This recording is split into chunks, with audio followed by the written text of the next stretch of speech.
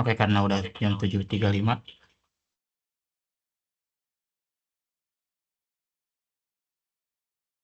kita bakal langsung mulai tutornya. Oh ya, ini nanti bakal di record juga, terus diupload di YouTube kayak yang UTS kemarin.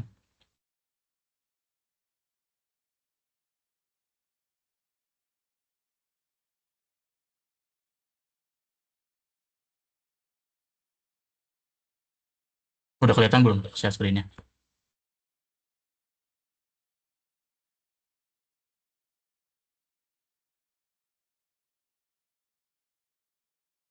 Udah, Kak. Oke, oke. Ya, kita langsung mulai aja lah ya. Di sini ada data substrat, sama di sini ada dua kondisi. Di sini ada kecepatan enzim yang tanpa phenylteurea, terus yang ini dengan phenylteurea. Nah, di sini soalnya itu kita ditanyain, di sini kan kita ditambahin senyawa teurea. Nah, si teurea itu termasuk inhibitor atau enggak?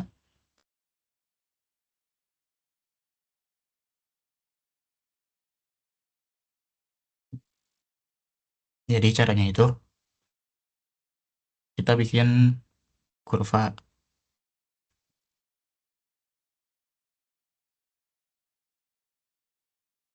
Lineweaver. Jadi kan kalau misalnya kita mau tahu cara nentuin kalau senyawa itu inhibitor atau enggak, kita ngeliat si titik potongnya. Kalau misalnya dia, aku lupa lagi, pokoknya kalau misalnya KM-nya sama, dia masuknya apa. Kalau misalnya VM-nya sama, itu masuknya apa. Nanti kita tentuin dari situ. Oh ya, file Excel-nya aku udah share juga di chat. Jadi kalau misalnya mau nyobain langsung, boleh buka filenya aja.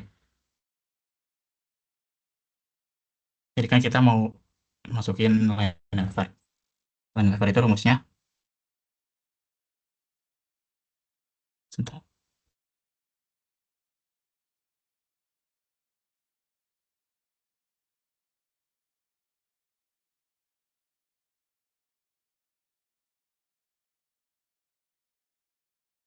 satu per V sama dengan PM per KS, S,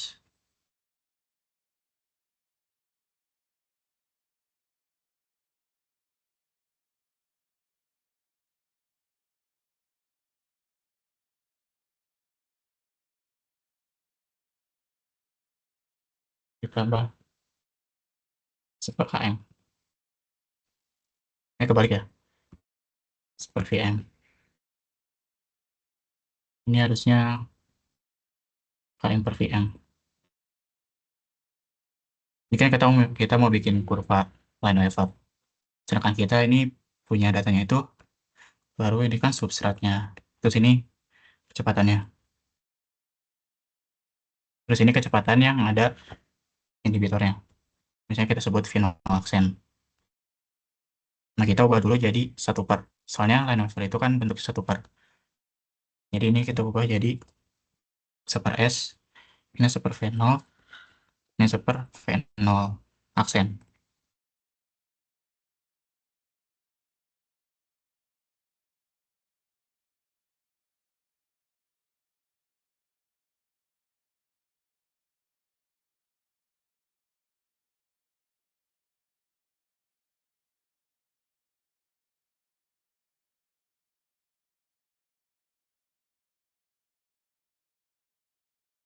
Nah, kayak gini kita udah punya data 1 per S sama 1 per fenol.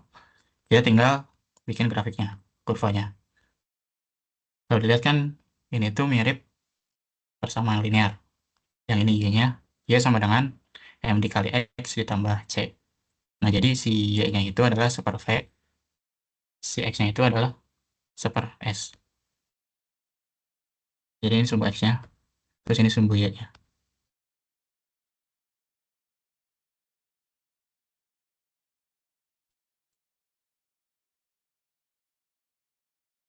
Kayak gini, terus kita kan belum kelihatan titik potongnya.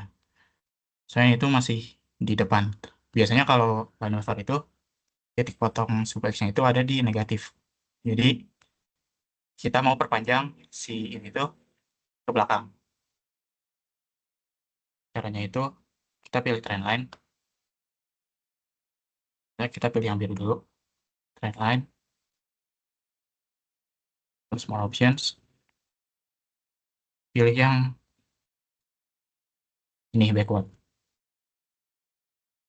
Misalnya kita masukin satu aja. Pokoknya ini sampai dia ketemu sub X-nya.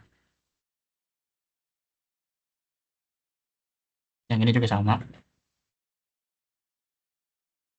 Kita trendline, backward. Nah, di sini kelihatan kan, nggak ada titik potongnya. Kalau misalnya nggak ada titik potong, berarti dua-duanya itu naik. VM-nya itu naik, KM-nya juga naik. Pokoknya berubah. VM-nya itu berubah, KM-nya berubah. Kalau misalnya dua-duanya berubah, berarti dia itu masuknya yang unkompetitif. Jadi kalau misalnya dia titik potongnya di sumbu X, ya kan berarti yang berubah itu KM-nya. Berarti afinitas substrat terhadap enzimnya berubah. Kalau misalnya titik potongnya sumbu X, dia masuknya ke kompetitif. Terus juga kalau misalnya titik potongnya di sumbu Y, dia masuknya yang non kompetitif. Tapi karena di sini nggak ada titik potongnya, kita anggap dia itu yang unkompetitif.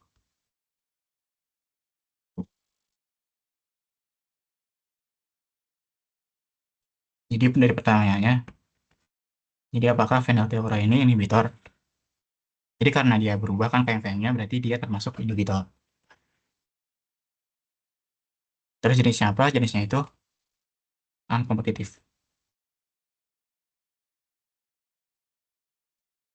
Itu kalau kita lihat dari grafiknya, Michaelis Menten. Kita juga bisa lihat dari nilai KM sama VM-nya. Jadi kan dari sini kita bisa dapetin persamaannya.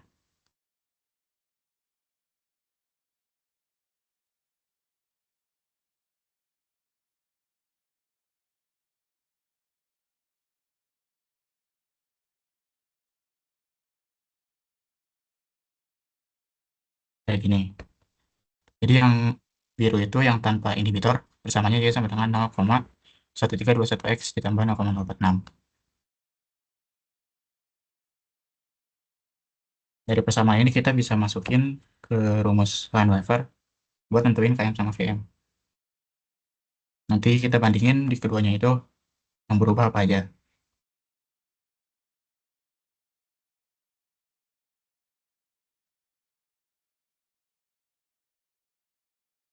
Jadi kan persamanya kayak gini. Super V sama dengan KM per VM dikali super S ditambah super VM. Nah, berarti gradiennya itu atau koefisien X-nya itu KM per VM kan. Jadi 0,1321 itu KM per VM. Terus konstantanya itu super VM. Jadi 0,046 sedangkan super VM. Nah, dari sini kita bisa nyari nilai VM-nya. Ini kan yang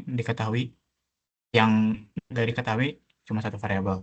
Jadi dari sini kita bisa langsung tahu nilai VM-nya itu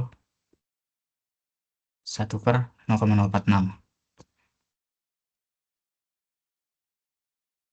Jadi dari sini VM-nya udah tahu, kita masukin ke yang ini, KM per VM. Jadi kan 0,1321 sama dengan KM per VM. KM-nya berarti 0,1321 dikali VM. VM-nya kita udah tahu yang ini, 21. Jadi KM-nya tinggal dikali ya. Ini dikali ini.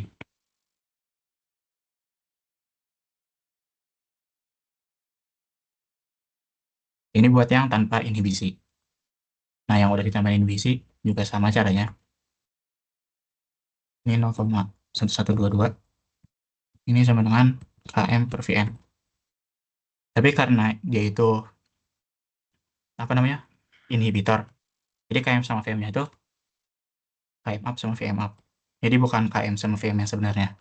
Karena dia udah dipengaruhi oleh inhibitor. Terus juga konstantanya sama 0,0765 itu seper VM up. Kita dapat VM up-nya itu segini. VM up-nya VM up dikali konstanta.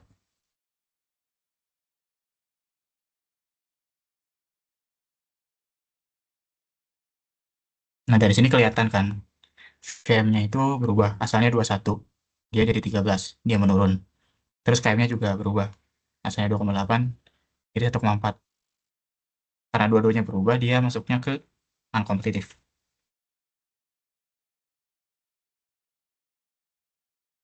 Jadi itu buat yang A. Sampai sini ada pertanyaan dulu gak? Kak izin bertanya. Boleh, boleh. Tadi saya coba pakai solver, tapi VM dan KM-nya berbeda, Kak. Dapatnya berapa nilainya? Yang untuk tanpa inhibitor, VM-nya itu 23, KM-nya 3,5. Kalau yang dengan inhibitor? Belum dicoba, tapi yang tanpa inhibitor ya segitu, Kak. Oke, oke. Sebenarnya itu kayak gak begitu beda jauh gitu, sekitar 20-an. Jadi harusnya lebih akurat yang pakai solver. Karena kan solver itu dia pakainya non-linear. Jadi kayak beneran satu titik itu dicari residunya, jadi itu lebih akurat. Nah kan yang line waver ini cuman pendekatan linearisasi. Jadi kan dilihat sebenarnya itu dia gak linear kan, tapi kita paksa jadi linear. Makanya dia itu kurang akurat. Jadi sebenarnya kalau misalnya kita mau nentuin dia inhibitor atau enggak, kita cuma lihat dari dia itu naik atau enggak doang. Kayak asalnya kan 21 ke 13. Harusnya kalau pakai solver juga sama. Dia asalnya tadi 23 berapa, harusnya turun jadi 13-an. Terus KM-nya juga harusnya turun juga. Nah, dari situ kita bisa simpulin dia itu unkompetitif. Jadi sebenarnya dia ini dia cuman nentuin inhibitor jenis apanya. Jadi kalau pakai solver atau pakai Lenovo juga harusnya sama-sama benar aja sih. Kira-kira menjawab gak? Oh, jadi lebih akurat pakai solver ya. Ini cuma linearisasi ya, Kak. Iya, iya. Jadi lebih akurat pakai solver. Tapi yang Lenovo ini kan kita bisa ngelihat titik potong dari linearisasinya. Jadi ya sebenarnya tergantung metode aja sih. Oke, Kak. Ada pertanyaan follow up, nggak apa-apa, Kakak. Aman-aman. Kalau pakai, kan Kakak kan pernah singgung di YouTube itu kalau pakai Michaelis itu kan bisa pakai line weaver, bisa galatnya itu kecil di S, karena itu satu per galatnya bisa besar. Kalau pakai metode Hans Wolf bisa juga kah? Sebenarnya bisa aja. Kalau Hans Wolf kan dia yang satu pernya itu cuma ada satu variabel. Jadi harusnya lebih lebih akurat dibandingkan Lineweaver. Nah, tapi kekurangannya, kalau yang di Lineweaver, yang di Hanswolf itu, kita nggak bisa ngelihat ininya, nggak bisa ngelihat trennya. Kayak antara yang inhibitor sama yang non-inhibitor, kita nggak bisa nentuin dari situ. Soalnya di sumbu X sama sumbu Y-nya itu dia campuran. Kalau di Lineweaver kan, sumbu X-nya dia nyatain cuma satu per S. Jadi kita bisa ngeliat substratnya itu dari sumbu X. Terus sumbu Y-nya itu super V. Kita bisa ngeliat kecepatannya dari sumbu Y. Jadi kalau Lineweaver itu lebih gampang dibaca. Tapi ya itu kekurangannya itu lebih nggak akurat. Kalau yang Hans Wolf atau yang satu lagi itu lebih akurat. Tapi dari grafiknya kita nggak bisa melihat trennya gitu. Kayak gitu. Oh, maksudnya nggak bisa lihat trennya kayak gimana kak? Ya sebentar. Kalau yang Hans Wolf itu persamaannya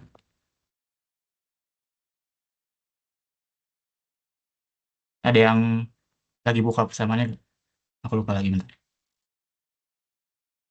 Persamaannya itu kak S per V sama dengan KM per VM. Tambah S per VM.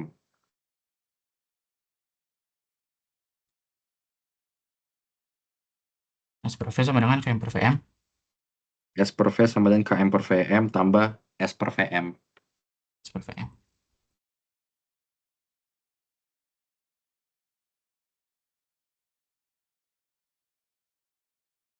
Kayak gini bener gak? Ya, Kak. Nah, kita coba bikin.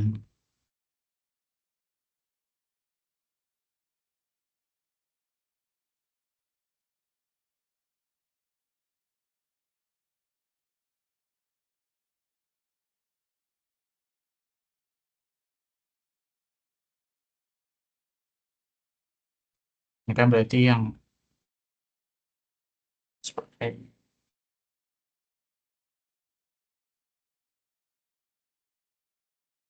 ini buat yang tanpa inhibitor. Ini buat yang inhibitor.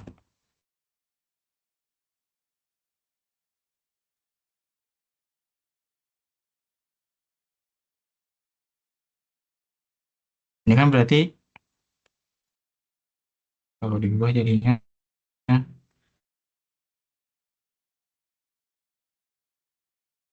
kayak gini kan. Jadi sumbu X-nya itu CS-nya, sumbu Y-nya itu super V.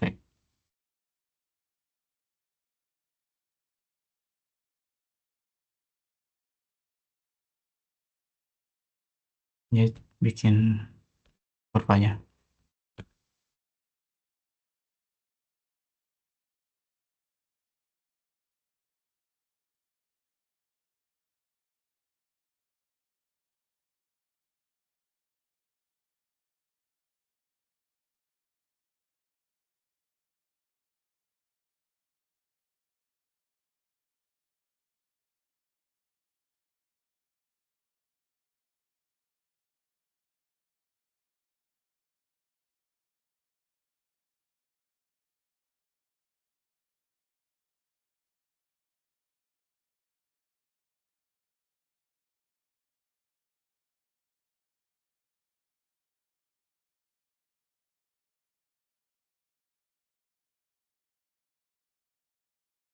Yang ini juga sama, kita bikin kurvanya.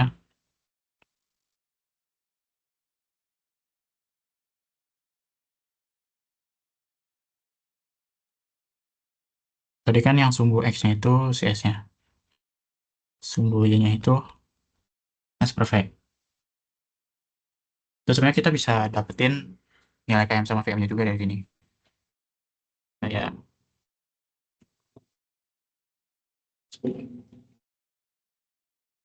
dari sini kan gradiennya itu super VM. Berarti kemiringannya itu ini VM-nya. Kita bisa dapat VM dari kemiringannya gitu. Nah, di sini juga sebenarnya kita bisa nyimpulin kalau misalnya tadi kan gradien itu super VM. Nah, kalau misalnya di sini gradiennya itu makin tinggi, berarti kan VM-nya makin turun.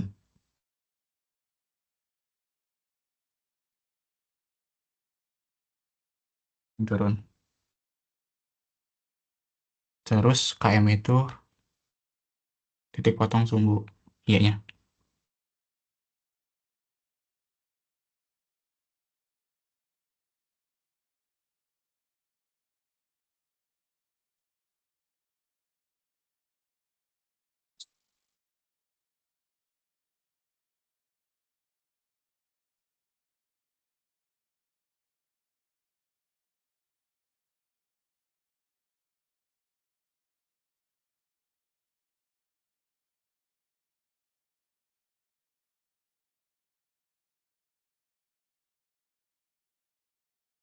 Nah, kayak gini. Dari sini juga sebenarnya kelihatan kalau si KM-nya dia gak berubah. Dia gak titik potong, jadi dia berubah. Di sini sebenarnya kita bisa nyimpulin sih. Tapi kayak dari sini kan sumbu X sama sumbunya itu dia campuran. Sumbu X-nya itu dia S, sumbu V-nya itu dia berhubungan sama S dan V, kayak dua variabel. Jadi lebih susah dibaca gitu. Kita ngebaca VM-nya itu dari gradiennya. Kalau yang line waver, kita ngebacanya dari titik potongnya aja. Jadi kalau di sini garis titik potong, berarti VM-nya berubah. Kalau di sini garis titik potong, berarti KM-nya berubah.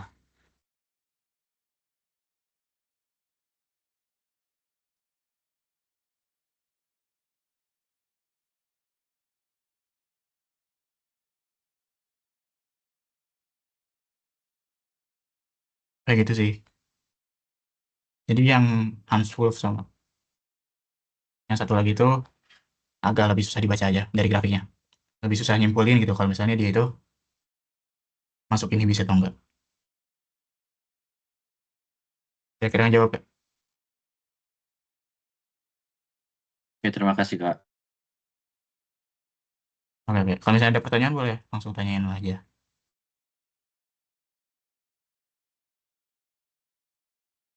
Kira-kira ada yang mau nanya lagi gak? Kalau aman boleh react.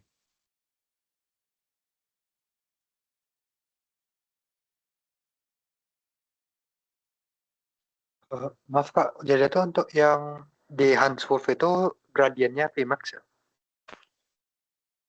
Di Ansel itu gradiennya seper Vmax. Jadi kebalikan dari Vmax-nya.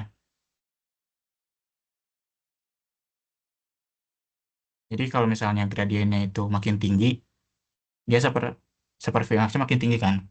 Nah, Vmax-nya justru makin rendah.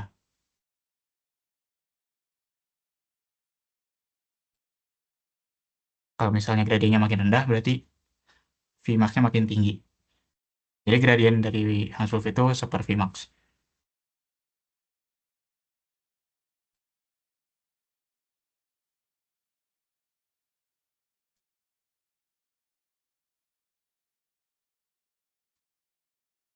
Oke, ada yang mau nanya lagi?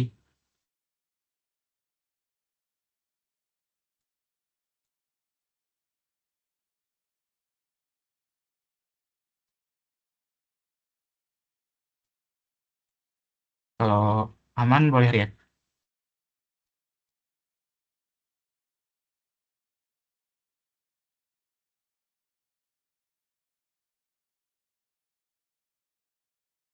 Oke, karena aman kita lanjut ke yang B. Jadi yang B ini kita diminta buat bikin dua kurva, itu line waver sama Michaelis Menten. Terus kita bandingin gitu. Nah, kalau misalnya yang line waver berarti kan tadi kita udah bikin yang ini. Itu yang line waver. Line waver itu berarti sumbu X-nya itu kan seper S, sumbunya itu seper V. Kalau yang Michaelis Menten, kita tinggal bikin ini aja. Sumbu X-nya itu kan S, sumbu Y-nya itu V-nya. Ini kita langsung plot ini aja, kayak gini.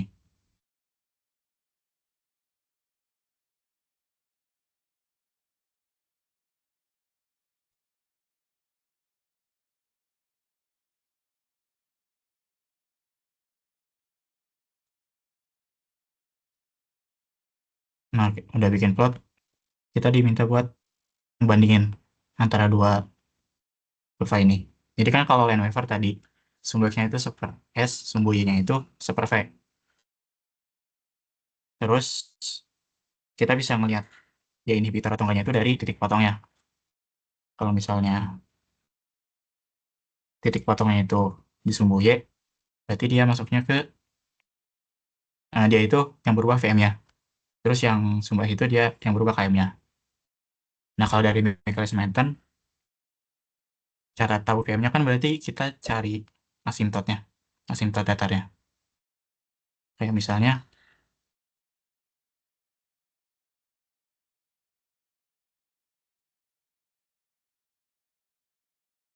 kita bikin garis gitu, tarik garis di sini, kira-kira dia itu puncaknya di mana. Kalau misalnya antara asimtot yang tanpa inhibisi, yang asimtot yang ada inhibisinya itu berubah, berarti dia itu inhibitor.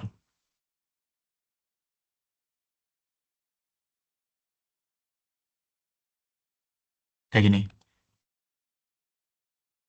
Dia kan kalau yang biru itu yang tanpa inhibisi dia lebih tinggi. Kalau yang ada inhibisinya dia lebih rendah. Nah, kita bisa nyimpulin kalau VM-nya itu dia turun. Terus kalau KM-nya itu dia dari setengah Vmax-nya. Jadi kan KM itu eh, konsentrasi substrat ketika dia mencapai setengah Vmax-nya. Jadi kalau misalnya setengah Vmax-nya itu lebih rendah, yaitu inhibitor. Pokoknya kalau misalnya dia berubah berarti inhibitor. Kalau misalnya nggak berubah, dia bukan inhibitor. Jadi itu kalau misalnya ngebandingin antara Lanoifer sama Michael Snetton. Jadi bedanya itu ada di sumbu X sama sumbu Y-nya. Terus cara kita dapetin si VM sama KM-nya. Dari KM sama VM kita bisa tahu yaitu termasuk inhibitor apa.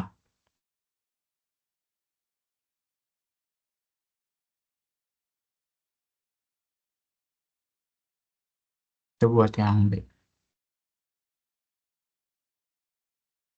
Jadi sebenarnya fungsinya beda sih antara Lanoifer sama Michael Snetton gitu.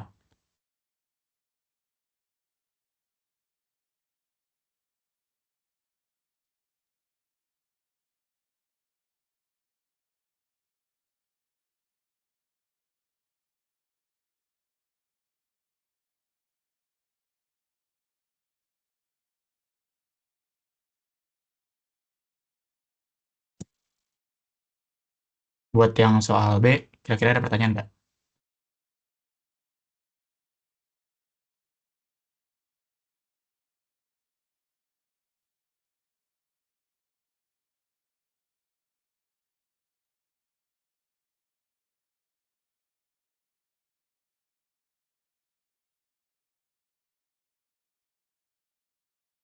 Oke, kita lanjut ke yang C. Kalau misalnya ada pertanyaan dari soal sebelumnya, boleh langsung tanyain aja.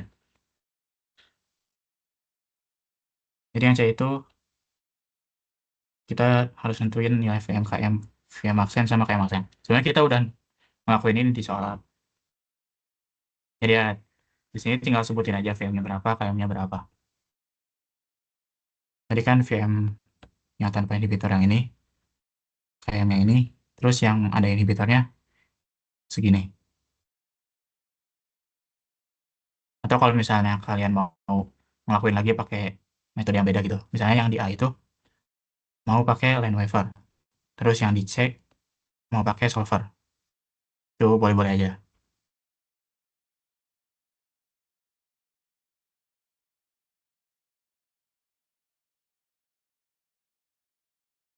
Terus kita langsung masuk ke yang D.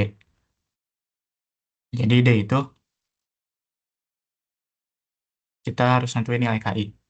Kalau misalnya inhibitor itu konsentrasinya 5 milimolar berdasarkan soal A. Jadi kan di sini tuh ada inhibitor. Nah, kita tuh harus nyari nilai KI berdasarkan si soal A. Soal A kan kita tadi udah nentuin. Dia itu inhibitornya jenis apa. Terus cara nyari nilai KI-nya itu beda-beda. Kalau misalnya kompetitif, dia caranya kayak gini, persamaannya. Kalau kompetitif kayak gini, kalau non kompetitif kayak gini. Nah, jadi kita sesuaiin sama jawaban dari A gitu. Karena tadi di A itu unkompetitif, jadi kita pakainya yang ini.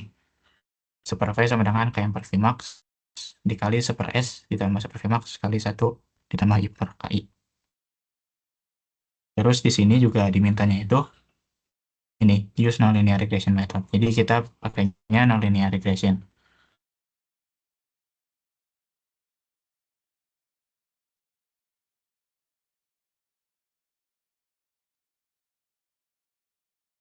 Ini buat yang D.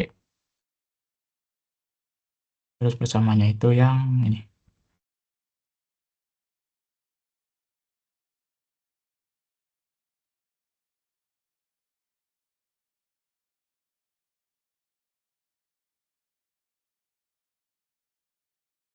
Nah, kalau misalnya pakai nonlinear regression berarti kita perlu pakai solver. Jadi kita bikin tabelnya dulu. Terus di sini kan kita misalnya mau nyari Vmax sama Kmax itu Vmax sama KM itu pakai non linear juga. Jadi kita ulang dari awal. Nah, caranya itu kita pakai yang tanpa inhibisi dulu. Jadi yang pakai tanpa inhibisi berarti kita pakai persamaan Michaelis-Menten. Itu yang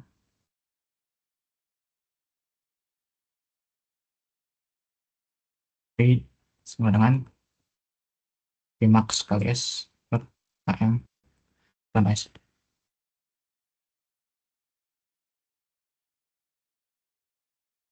Jadi tinggal pakai solver aja.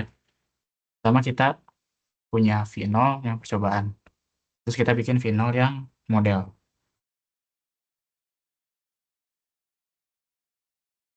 Jadi V0 yang berdasarkan persamaan Michaelis-Menten ini. Tapi kan kita nggak punya nilai KM sama Vmax-nya. Nah, kita asumsi dulu. Misalnya ini masukin 1 nilainya. Terus V0 modelnya itu kita masukin berdasarkan persamaan ini.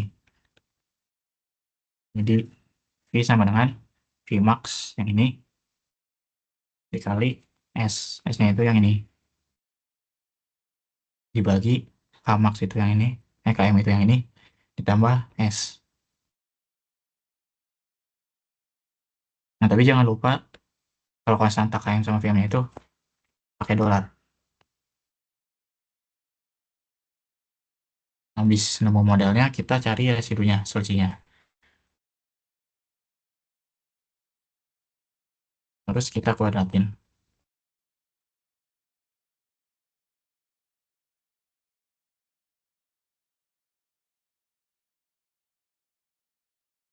Kayak gini, terus kalau semuanya, terus kita jumlahin residu kuadratnya.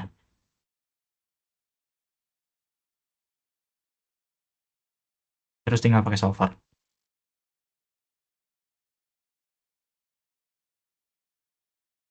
Kita ngubah ini, terus menuju nilai 0. Dengan mengubah variabel yang dua ini, PM sama VM.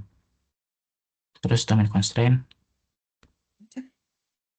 yaitu PM-nya itu lebih besar sama dengan 0.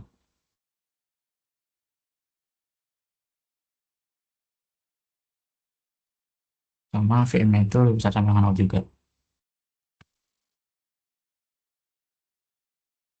Solve. Nah, ini hasil KM sama VM menggunakan non linear. Jadi kan tadi sebelumnya kita udah punya yang pakai line alpha.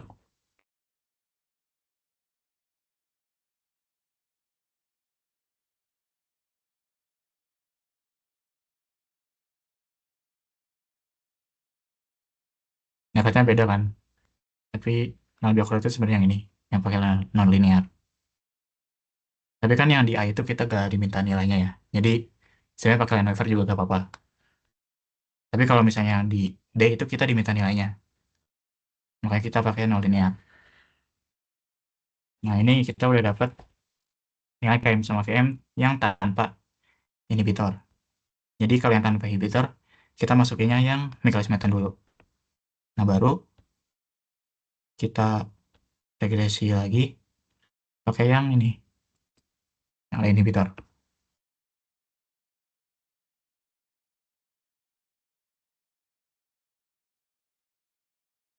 Pakai persamaan yang ini. Tapi kan tadi kita KM sama VM-nya udah nemu. Jadi nanti KM sama VM-nya pakai yang ini, nggak usah disolver lagi. Terus kita udah punya konsentrasi I, itu 5 milimolar. Jadi nanti yang disolver itu tinggal ini, variabel yang KI doang.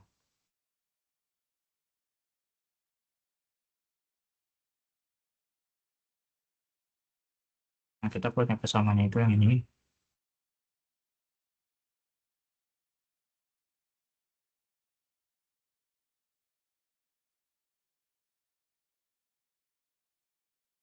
Terus tadi I-nya itu 5 milimolar. Terus KI-nya itu kita belum tahu, kita asumsiin 1 dulu. Nah, ini kan di persamaan itu adanya 1 per V kan. Jadi di sini jangan langsung nulis V0 model. Tapi kita bikin 1 per V dulu. Ini sama dengan 1 per V sama dengan KM dibagi VM dikali 1/S ditambah 1/VM dikali 1 plus I-nya itu yang ini, 1 plus I dibagi KI. Ini jangan lupa yang konstanta di sini pakai dolar. Ini, ini, ini.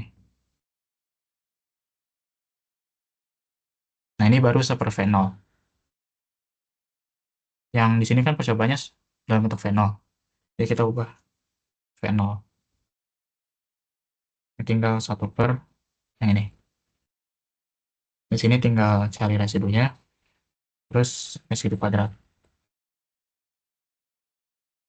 Ini dikurangi yang percobaan, terus residu kuadrat.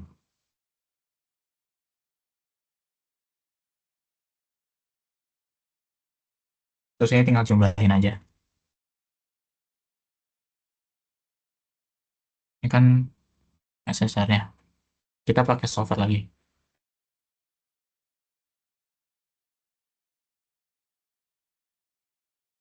Kita pakai solver, mengubah ini, si SSR-nya menuju 0, terus yang diubah itu cuma nilai KI-nya. Soalnya kan KM tadi udah dapat di sebelumnya, VM juga udah. Terus nilai I-nya itu konstan dari soal dikasih tahu 5 milimolar. Terus ini KI-nya itu lebih besar sama dengan 0. Solve. Terus sudah, kita dapat KI-nya segini, 7,5.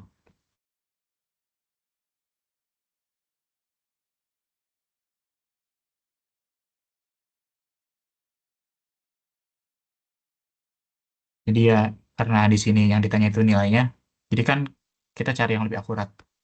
Makanya kita pakai non linear. Sedangkan yang di A itu kita cuma pengen tahu dia itu jenis apa inhibitornya. Jadi pakai line waiver juga bisa. Buat soal yang D ini ada pertanyaan nggak?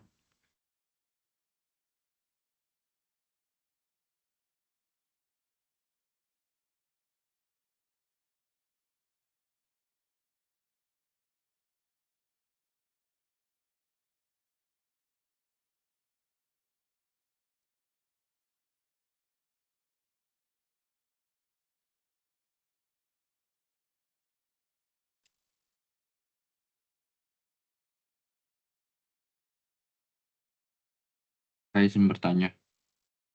Boleh, boleh. Itu konsentrasi I-nya dimasukkannya berapa ya, Kak? Yang 5 ya? Iya, 5. Dari soalnya itu Berarti. 5 milimolar. Oh, Nih. Jangan lupa disesuaikan sama konsentrasi substratnya juga satuannya. Di sini kan substratnya juga 5 milimolar, satuannya milimolar. Jadi ini udah sama satuannya. Inhibitornya milimolar, substratnya milimolar. Kalau misalnya beda, disamain dulu aja. Misalnya di sini dalam molar itu atau mikromolar. Ini sesuaiin sama substratnya.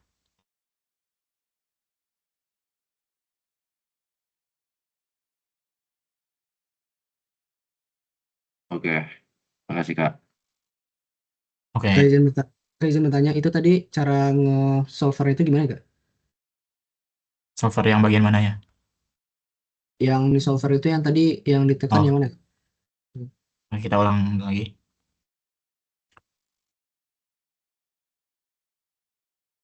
Jadi kan sebelum solver itu, kita asumsiin dulu nilainya. Ini itu nilai yang mau kita cari, nilai KI. Jadi tinggal solver aja.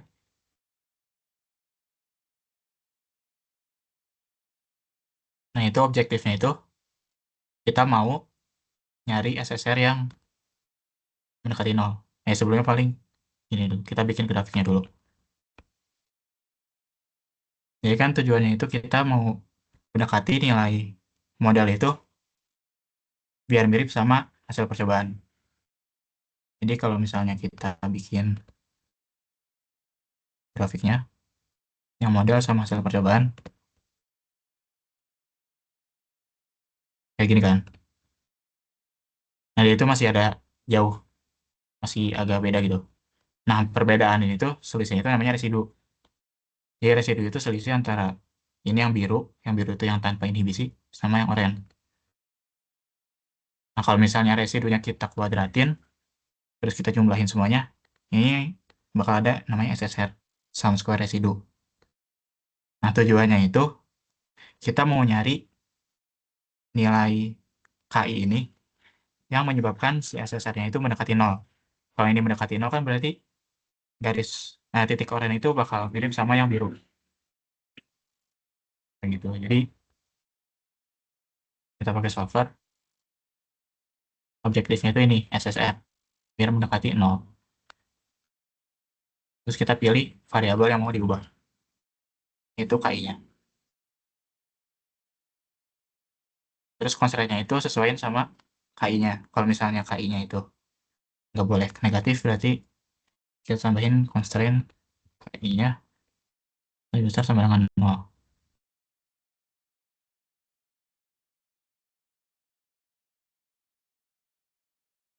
Solve. Nah udah, ini kan tadi asalnya 200-an, ratusan itu. Terus ini udah mendekati nol, jadi 2,7. Terus kalau dilihat dari grafiknya, dia udah lebih dekat daripada yang sebelumnya. Jadi ya kita udah dapet nilai KI-nya. Jadi ini paling optimal gitu, yang menyebabkan si SSR-nya paling kecil. Kalau yang ini juga sama, yang sebelumnya.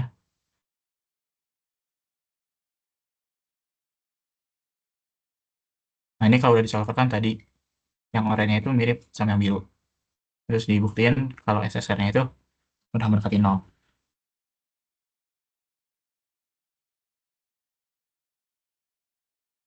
Kayak gitu.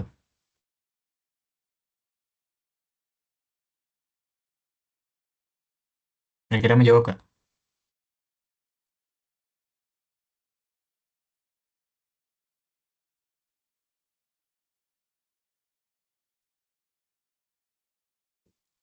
Oke, buat soal nomor satu, ada pertanyaan lagi gak? Ini sebenarnya lebih ke apa ya? Yang banyak kita harus tahu persamaan-persamaannya. Kayak ini kan kita ditanya inhibitor jenis apa. Nah itu ada persamaan buat masing-masing inhibitor. Kalau misalnya salah masukin persamaan gitu, itu juga hasilnya bakal salah. Jadi yang A itu nyambung ke yang B, yang B itu nyambung ke C, C itu nyambung ke D.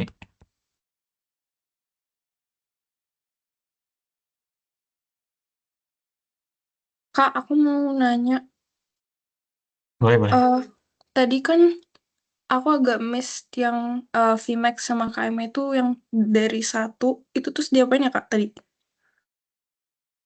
Oh, yang ini ya, yang sebelum ke KI. Ya, KM sama VM. Ini kan satu itu kita asumsi. Jadi sebenarnya kita mau nyari KM sama VM ya. Karena kita belum tahu ya kita masukin random aja. Misalnya satu gitu. Nah, terus kita solver. Kalau lihat dari grafik ini, kalau misalnya masukin VM sama VM-nya satu, dia kan jauh kan. Kayak gak mirip antara yang biru sama yang oranye. Terus juga SSR-nya itu gede, 2000. Nah, kita mau si SSR-nya itu biar mendekati nol. Caranya itu dengan ubah KM sama VM-nya. Kan kalau misalnya kita coba satu-satu, misalnya ini coba dua, terus kita coba tiga gitu. Itu kan bakal lama. Gak bakal bisa lah. Nah, kita pakai solver. Ini sama kayak yang bawah tadi.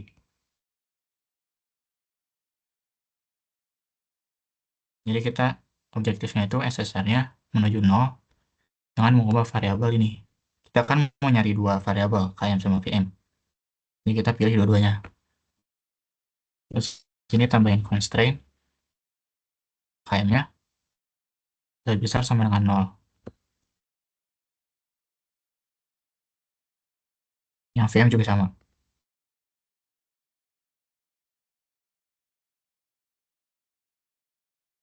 Udah kayak gini tinggal solve. Nah, kita udah dapat nilai KM sama VM-nya. Terus grafiknya juga dia udah lebih mirip. Yang oranye itu udah mendekati yang biru. Terus SSR-nya itu dia udah mendekati 0.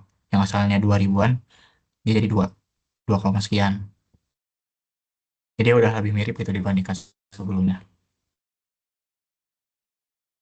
Nah, setelah di-solve, kita udah dapat KM sama VM-nya. Jadi KM sama VM yang dipakai itu yang ini.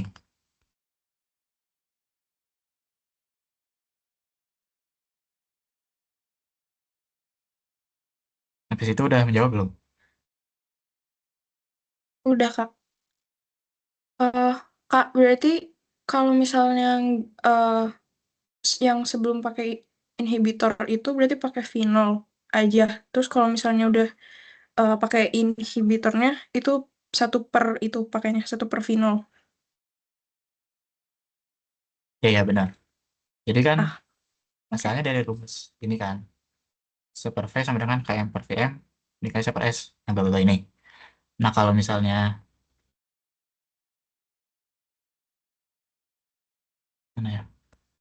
Kalau misalnya pakai yang Michaelis Menten tadi, yang line wafer ini, sebenarnya yang VM sama KM yang didapat itu KM yang up ini. Jadi yang bukan nilai sebenarnya. Nah, makanya kita butuh nilai sebenarnya itu dari yang tanpa inhibitor dulu gitu.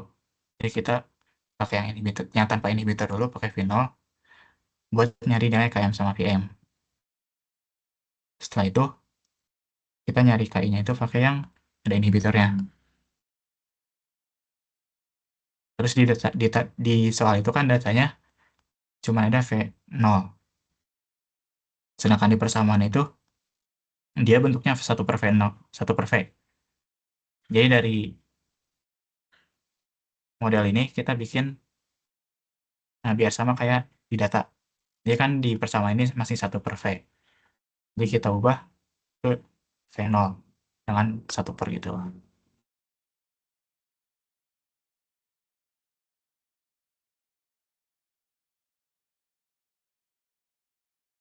Kayak gitu kira-kira menjawab. Menjawab, Kak. Makasih ya, Kak. Oke. Buat soal nomor 1 ada pertanyaan lagi nggak? Kak, aku mau tanya Kak, Boleh, boleh. buat yang tadi mencari nilai KI, itu si constraint-nya tuh yang lebih besar sama dengan 0 tuh yang mana aja Kak? KM, VM sama I-nya atau gimana?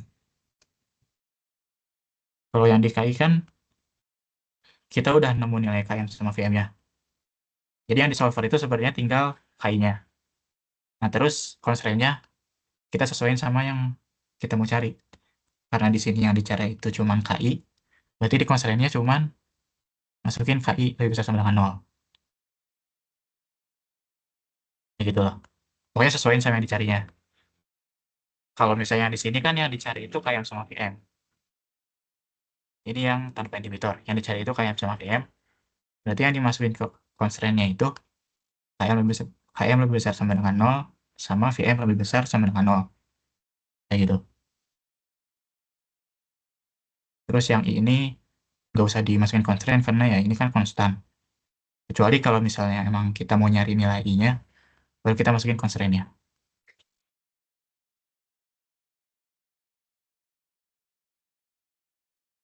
Kayak gitu. Oke Kak, ada mau tanya lagi buat yang soal 1B, itu cara kita mengkarakterisasi dia inhibitor atau non-inhibitor dari Michaelis-Menten itu gimana ya Kak? Sama nentuin dia VM berubah sama KM berubahnya gimana? Dari Michaelis Menten ya. Kalau Michaelis Menten kan yaitu sumbu X sama Y-nya itu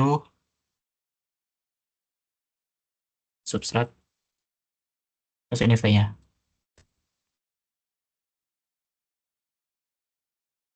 Nah, dia itu bentuk grafiknya itu, dia kan naik dulu, terus sama kelamaan dia mendatar.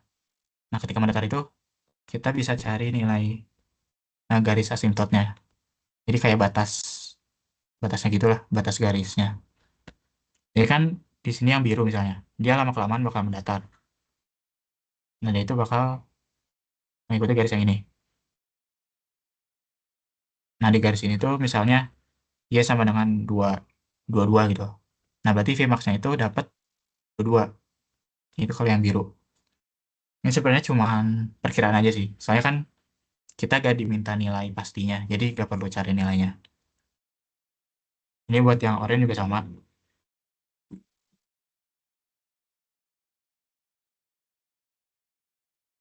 Begini.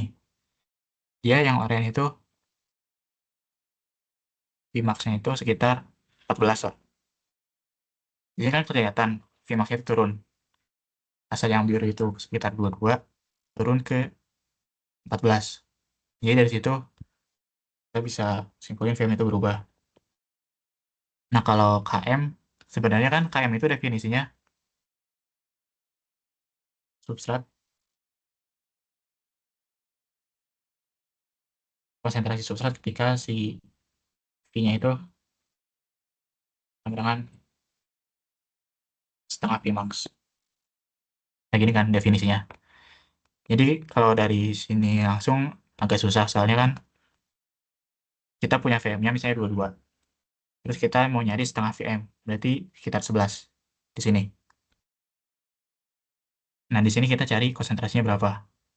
Di sini kan dia itu diskrit bentuknya. Kayak di sini asalnya sekitar 2, dia langsung loncat ke 5. Jadi ya pasti si KM-nya itu ada di antara 2 sama 5. Terus yang ini juga sama. Dia kan Vmax-nya itu 14. Berarti setengah Vmax-nya itu di 7. Misalnya di sini. Nah, kita cari substrat, konsentrasi substrat yang menyebabkan V-nya itu 7. Kita lihat di ini ada. Nah, ketika konsentrasi substrat itu 2, kecepatannya itu 7. Jadi KM-nya itu 7. Itu kalau yang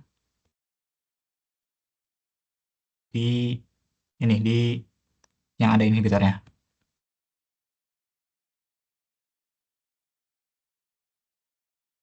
Tapi karena ini datanya itu agak loncat-loncat, jadi kita nggak bisa nyimpulin. Jadi paling kita cuma bisa nentuin nilai VM-nya aja.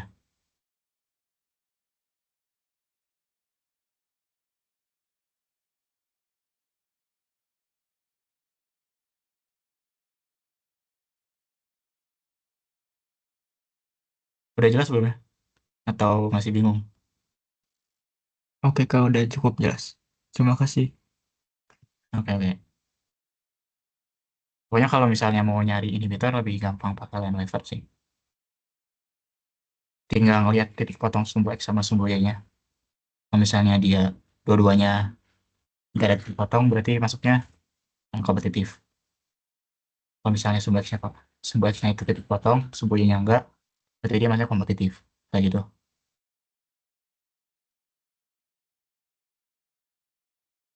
Buat soal nomor 1 ada pertanyaan lagi nggak?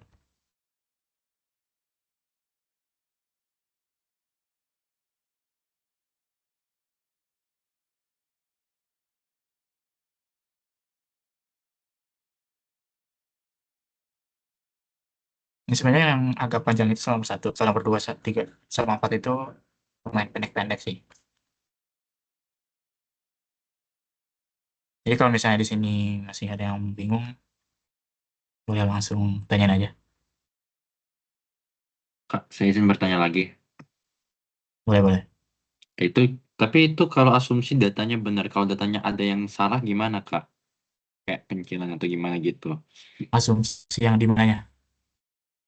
Apa, Kak? Tadi asumsi yang di bagian mananya? Kalau data itu kan tabelnya ada SV sama V Oh, yang di soal ini. inhibisi. Ya, kalau salah satu dari mereka itu ada yang ini pencilan gitu atau yang salah itu cara mendeteksinya gimana ya, Kak? Lalu kalau dihapus pencilannya gitu, itu cara mengisinya gimana, Kak, interpolasinya? Sebenarnya di sini kita asumsiin datanya itu benar sih. Jadi kita bisa dipakai. Tapi kalau misalnya ada pencilan, misalnya di sini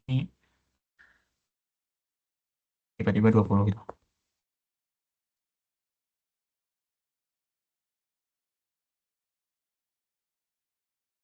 Nah ini kan agak loncat.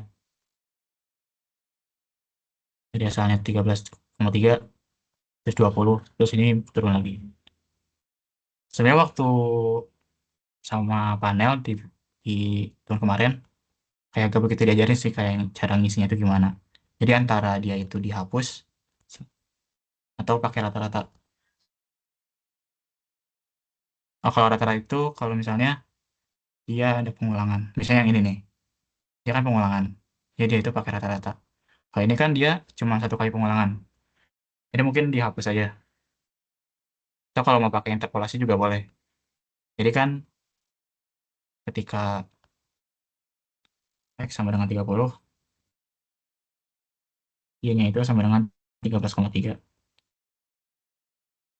Terus ini ketika X-nya sama dengan 40, Y-nya sama dengan 12,5. Berarti X sama dengan 35, Y-nya sama dengan berapa gitu. Ini bisa pakai rumus yang nyari persamaan garis gitu. Jadi kita bikin garis dulu antara dua titik ini, titik yang diketahui. Ini kan ada X1, Y1, terus ini ada X2, Y2. Kita cari persamaan garisnya dulu, terus kita masukin X sama dengan 35, nanti Y-nya berapa gitu.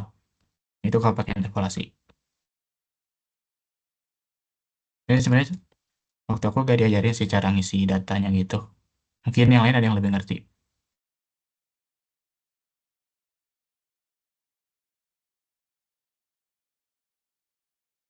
Jadi kalau di UAS nanti untuk soal seperti ini kita asumsinya datanya sudah benar semua ya Kak.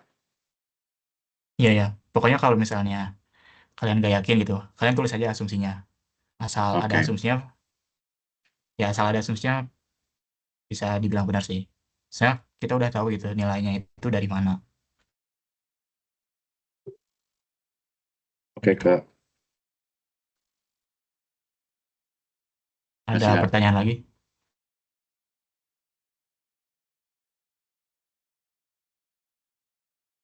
Maaf Kak, kayak aku tadi agak terlambat masuknya Kak. Aku mau lihat persamaan untuk jawaban D Kak yang final modelnya Kak, yang final aksen.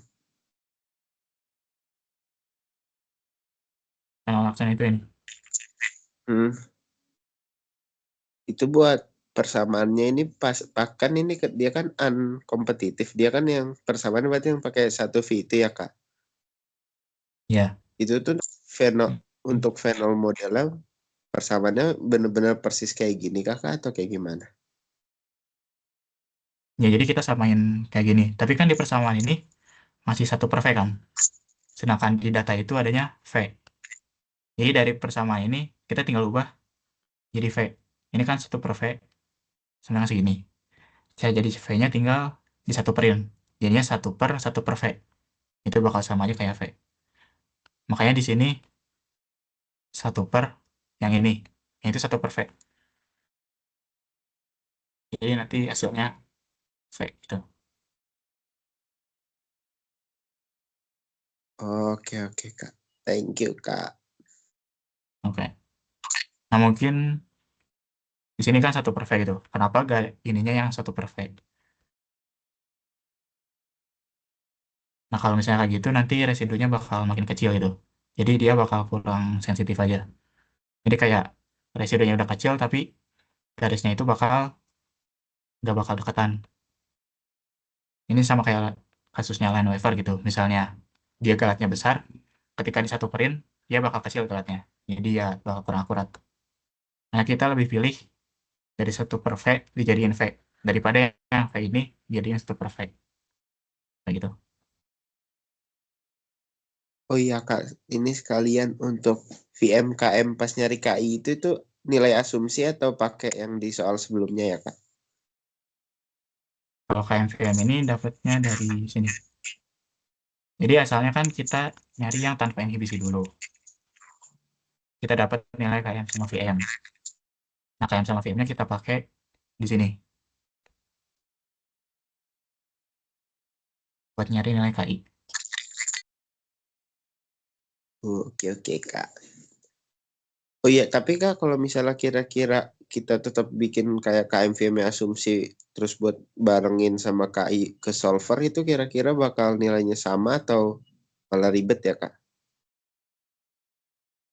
Kayaknya nggak bakal sama persis sih, tapi lebih akurat kita nyari satu aja. Soalnya kan kalau misalnya disekaligusin, kita nyari 3 variabel langsung gitu. Nah, itu bakal lebih susah aja prosesnya. Oke, oke. Thank you Mungkin Kak. kalian bisa coba-coba aja. Thank you Kak. Oke. Nah, karena udah 1 jam di soal nomor 1, kita next dulu aja. Kalau misalnya masih ada pertanyaan di soal nomor 1, boleh langsung tanyain aja. Jadi di soal nomor 2, di sini ada data pengulangan 3 kali. Nah, karena ini pengulangan 3 kali, kita cari nilai rata-ratanya.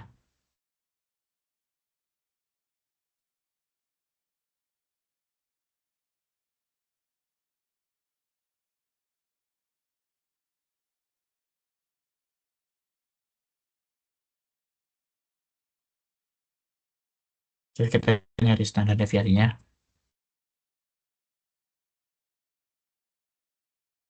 Terus nyari standar deviasi dibagi average.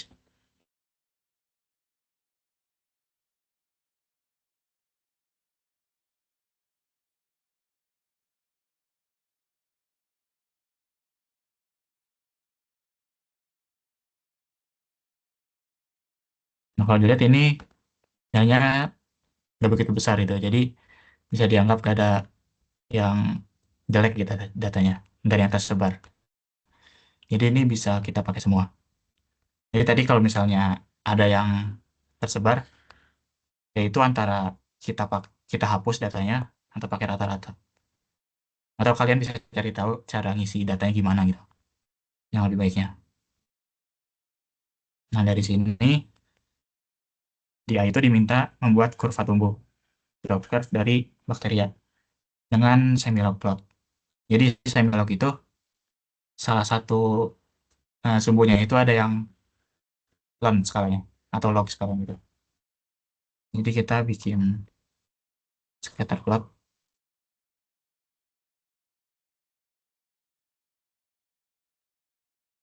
begini. Dia kan belum kelihatan kurva tumbuhnya. Harusnya kurva tumbuh itu dia lurus, terus naik, terus lurus. Kayak fase tumbuh, ada fase lag, fase log, sama fase stasioner. Ya caranya itu, antara kalian bikin data baru, terus di sini ln X, ln dari average ini.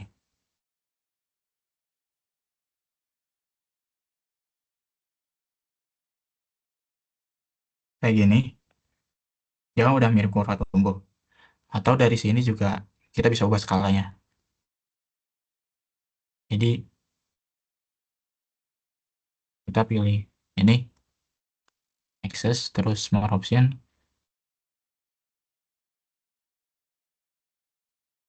Sebentar.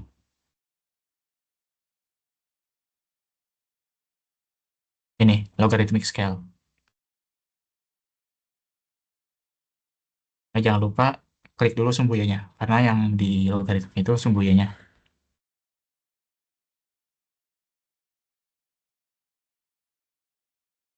Logarithmic scale. Nah, udah. Dia bentuknya bakal sama aja. Di mana? Kasih tahu.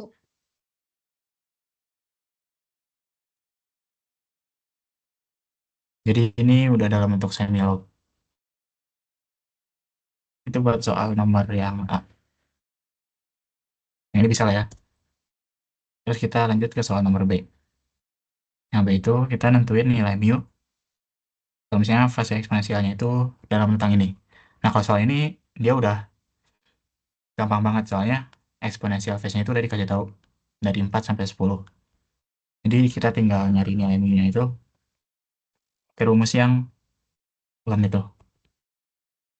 Ln X2 min ln X1 dibagi P2 kurang P1.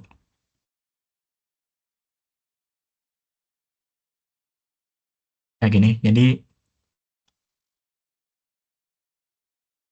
mu-nya sama dengan ln X2 berarti kan tadi rentangnya itu dari 4 sampai 10. Berarti ln X2 itu yang ini. Yang 10, yang ini. 10 kurangi ln X1. X1 itu berarti yang awalnya itu 4. Berarti yang ini. Dibagi 10 kurang 4. Dapat mu-nya itu segini. Jadi kalau misalnya mu dicarinya itu sepanjang fase eksponensial. Kalau misalnya ditanya mu max, kita cari, cobain satu-satu gitu. Yang menghasilkan nilai mu-nya itu paling besar. Jadi kan di sini ada, nah di sini kan eksponensial fasenya itu dari 4 sampai 10. Jadi kita cobain dari 4 sampai 6, 6 sampai 8, sama 8 sampai 10. Jadi dari 4 sampai 6 berarti ini kurang ini. Dibagi 6 kurang 4.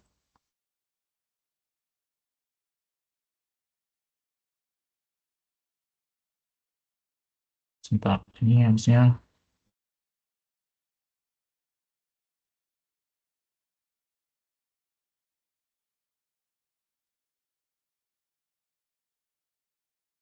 jadi ini kenapa negatifnya? Coba kita pakai yang atas saja.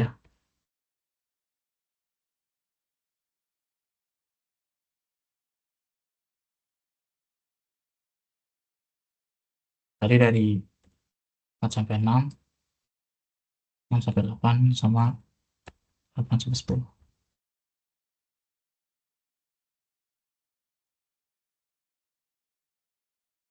Kan berarti kan, sebentar.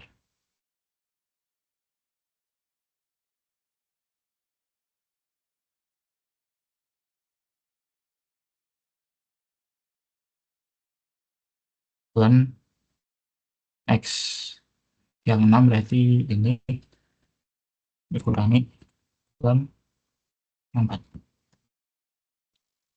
dibagi 6 kurang 4. Nah ini.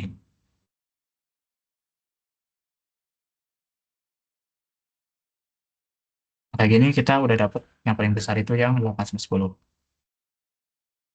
Jadi mu max-nya itu yang ini, 2,46. Jadi kalau mu itu kita cari sepanjang fase eksponensialnya. Kalau mu max itu kita coba satu-satu, terus cari nilai yang paling besar.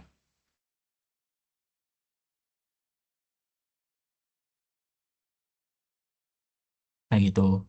Ini cukup simpel sih soal yang ini. Asal kalian bisa ngejelasinnya aja. Di sini ada pertanyaan dulu, Kak. Saya izin bertanya. Boleh, boleh.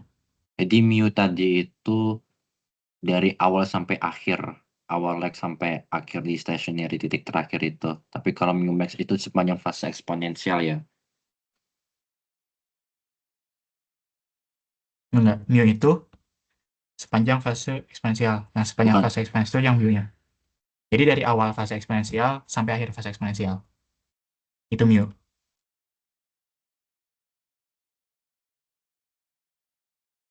Jadi kan di sini disebutin eksponensial phase-nya itu dari 4 sampai 10.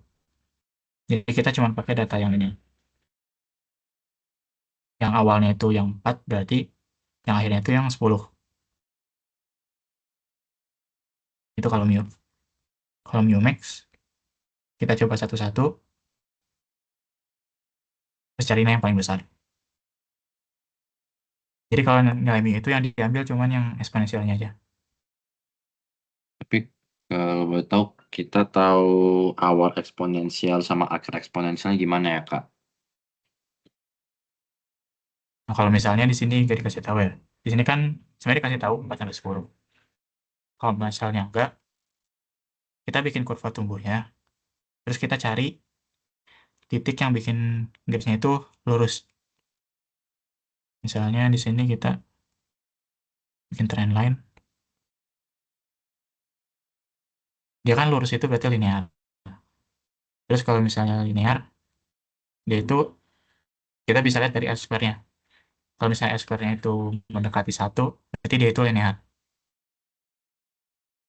Nah, dari sini kita bisa kecilin range-nya.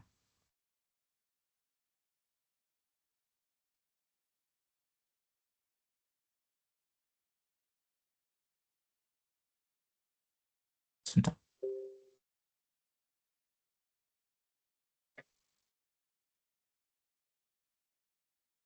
Oh, oke Kak. Nah, Jadi kayak gini, nanti, kalau misalnya. oh ya oke Kak. Kenapa? Eh, jadi untuk kalau nggak dikasih tahu exponential phase-nya di range berapa itu kita harus cari satu persatu sampai R squared-nya itu mendekati 1 ya. Iya, betul. Jadi kita cari yang menyebabkan garisnya lurus. Nah, kalau kayak gitu nanti kan kita dapatnya mu. Tapi mu max-nya gimana ya Kak? Kan kalau R squared-nya sedekat mungkin ke 1, kemungkinan besar itu mu max-nya bukan mu-nya. Tadi kan yang R-square itu, kita itu nyobain beberapa titik. Sedangkan yang max itu kita cuma cari dua titik gitu. Jadi ya walaupun dia mendekati 1, dia pasti apa ya? Yang mu max itu bakal lebih besar daripada yang nilai mu yang R-square-nya mendekati 1. Soalnya si S yang ini kan mu itu rata-rata ya. Kalau misalnya, nah gimana ya? Misalnya nih, mu max itu ada 10, 9 sama 8. Tadi kan mu itu rata-rata. Average segini. Jadi kalau walaupun si mu-nya itu udah besar, pasti si mu max itu bakal yang lebih besar lagi. Nah, kira-kira jelas ya?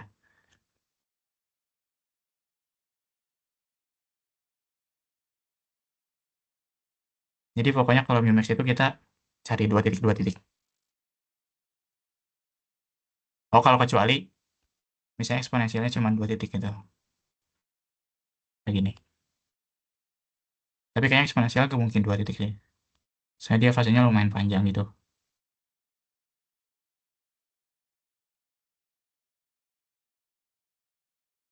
Jadi cari mu max-nya itu antara 2 titik ya. Iya, betul. Oke, terima kasih Kak.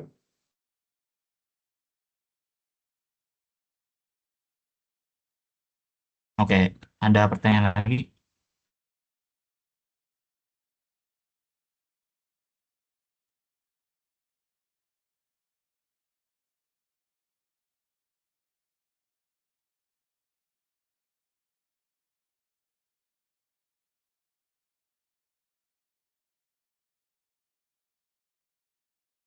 Kak mau nanya Kak, Boleh. kalau buat batas atas batas bawahnya berarti nggak wajib dicari ya Kak untuk pencilan. Kalau yang ini sebenarnya nggak perlu sampai detail kepencilan sih.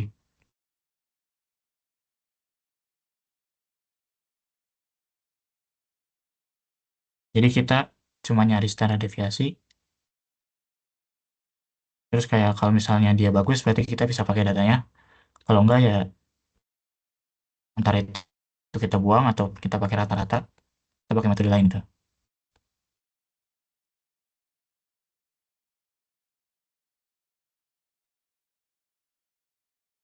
Kayak gitu pokoknya maksudnya.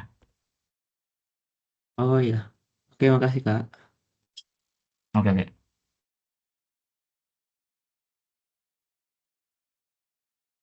Oh, jadi kalian di Lydia udah belajar tentang statistika gini belum? Kalau misalnya udah, boleh dipakai aja sih metode-metode kayak gitu.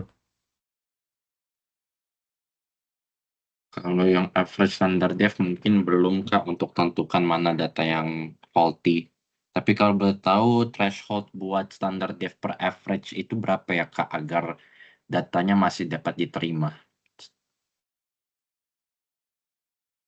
Nah, sebenarnya nggak ada batasan sih. Kayak misalnya nih, jadi 644. Kalau misalnya ini emang melonjaknya tinggi banget, kita bisa anggap datanya jelek. Misalnya nih, kita ubah. Nah, ini kan ya tiba-tiba tinggi. Jadi ya kita bisa anggap datanya bagus. Oke, ini kayak antara 11 sama 1, ya range-nya nggak begitu besar. Sementara aku coba cari dulu.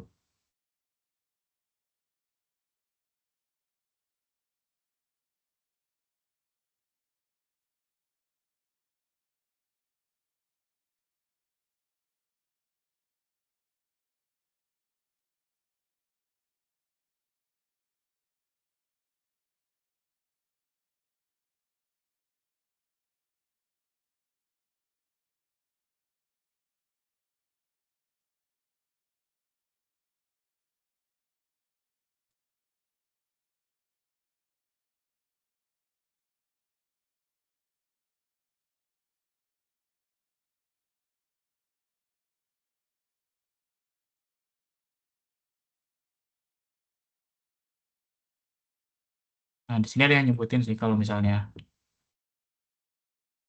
yaitu ada yang namanya 68, 95, sama 99,7. Jadi kalau misalnya dia nilainya itu 68%, berarti dia itu datanya udah beda. Bentar, di sini kan ada 3 data. Data A, data B, sama data C. Nah, antara data A, B, C itu, bentar.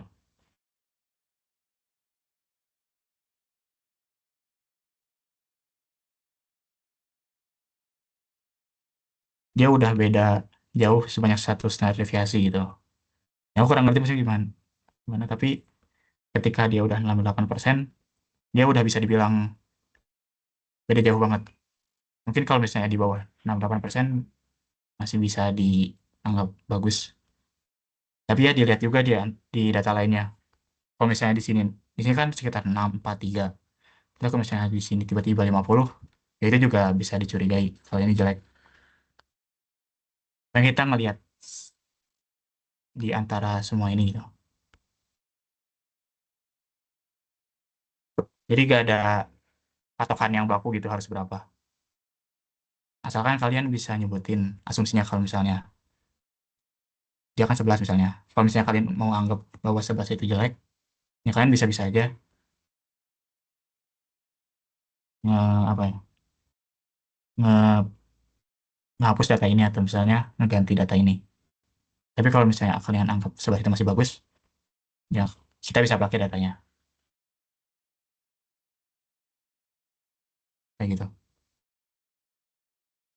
Mungkin nanti aku Kak. cari-cari lagi. Terima kasih, Kak. Oke, oke. Ada pertanyaan lagi?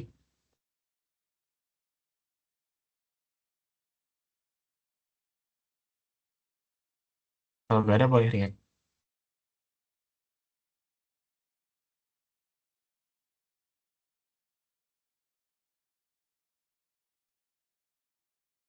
Oke, kita lanjut ke soal nomor 3.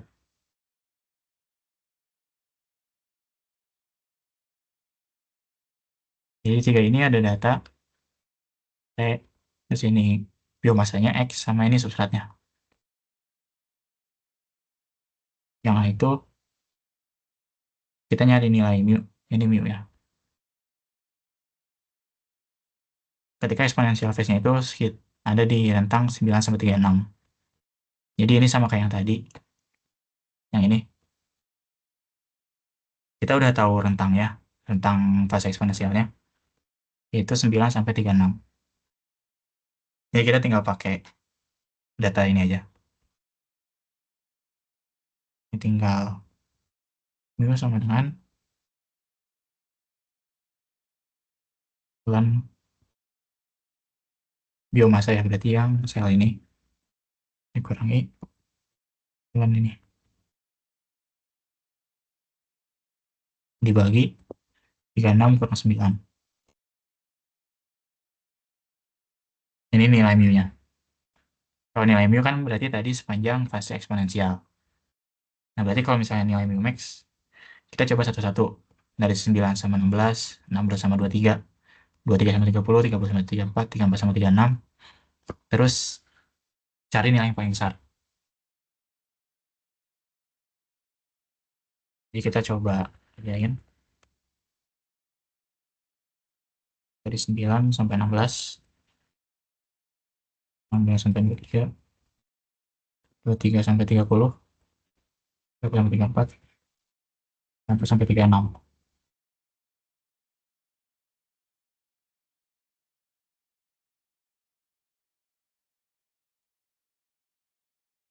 Ini berarti ini.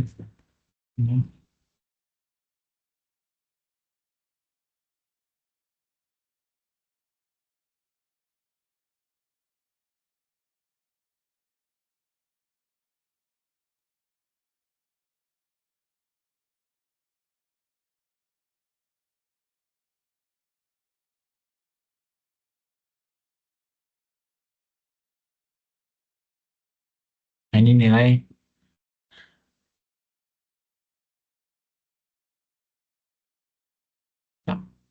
oh sorry. Jadi 9 sama 16 ya.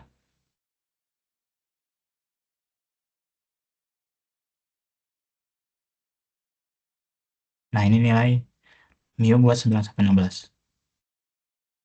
Kita coba satu-satu terus cari yang paling besar nilainya. Saya dapat nilainya itu yang 12,3. Ini ketika T-nya itu 23 sampai 30. Jadi ini mu max-nya.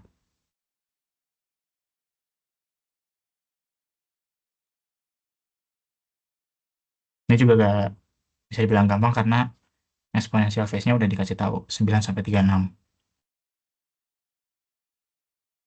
Terus kita lanjut ke yang B. Yang B itu nyari nilai Y X per S. Y X per S. Ini kan definisi ekspresi itu berarti perbandingan antara delta X sama delta S. Jadi delta X per delta S. Jadi ini sebentar. Ini sesuaiin sama yaitu rasionya apa. Kalau misalnya disebutinnya Y P per S berarti ini delta P per delta S. Nah terus nilai Y ini kan pasti positif. Nah kita lihat di sini. Delta X itu kan dia berarti X akhir kurang X awal. X akhirnya itu lebih besar, X awalnya lebih kecil. Berarti dia positif. Terus delta S berarti S akhir kurang S awal. S akhirnya 0,5, S awalnya 100. Dia kan kalau 0,5 kurang 100 jadi negatif. Biar positif kita kali dengan min.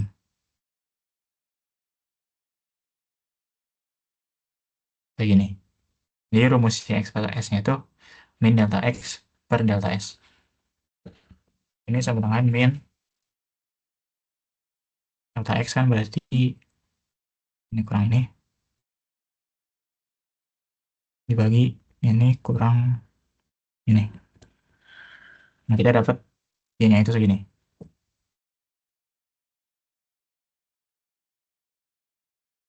Atau kalian juga bisa rumusnya itu X max min X min dibagi S max min S min. Jadi kan kalau dari tadi data yang akhir itu di biomasa yang akhir itu kan udah pasti maksimum. Terus di awal udah pasti minimum. Terus di substrat dia di akhir itu minimum, di awal itu dia maksimum. Kalau misalnya dikali negatif, jadinya kan dibalik gitu. Jadi maksimum kurang minimum. Jadi ya hasilnya sama aja. Jadi bisa pakai akhir sama awal atau maksimum sama minimum. Itu buat nyari nilai Y ekspresnya.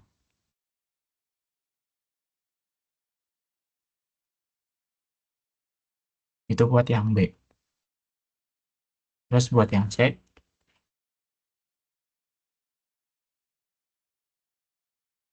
Di sini kita nyari konsentrasi sel kalau misalnya glukosanya itu diubah asalnya jadi 180 gram per liter.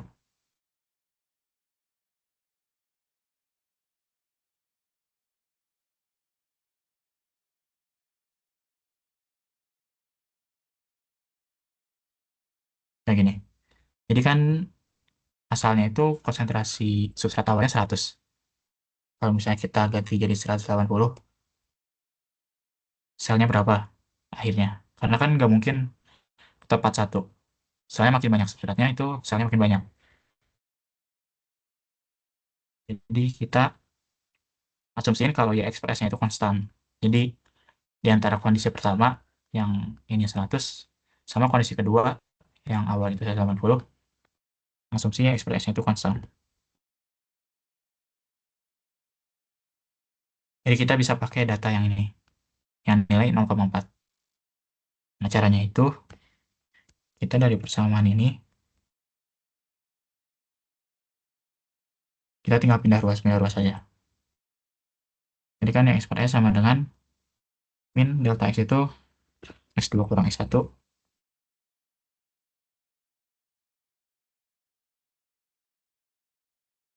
dibagi S2 kurang S1. Terus tinggal pindah ruas saja. Jadi kalian bakal dapat S2 sama dengan S1 dikurangi S2 min S1 dikali Y X per S. Nah, ini kita pakai persamaan ini buat nyari nilai X2-nya. Jadi X2 sama dengan X1. X1-nya kan nggak dikasih tahu dia berubah. Jadi ya, kita pakainya yang satu ini. Dikurangi S2. S2-nya itu ini 0,5 dikurangi S1. S1-nya kita nggak pakai 100. Kita pakainya 180. Terus dikali Y X per S. Kita pakai yang di soal sebelumnya. Yang segini. Jadi ketika substratnya diganti jadi 180, X2-nya itu jadi 73. Jadi sini jadi 73 gitu.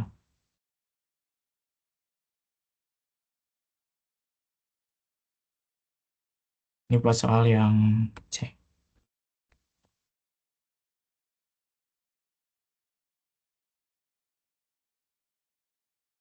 Sampai sini ada pertanyaan nggak?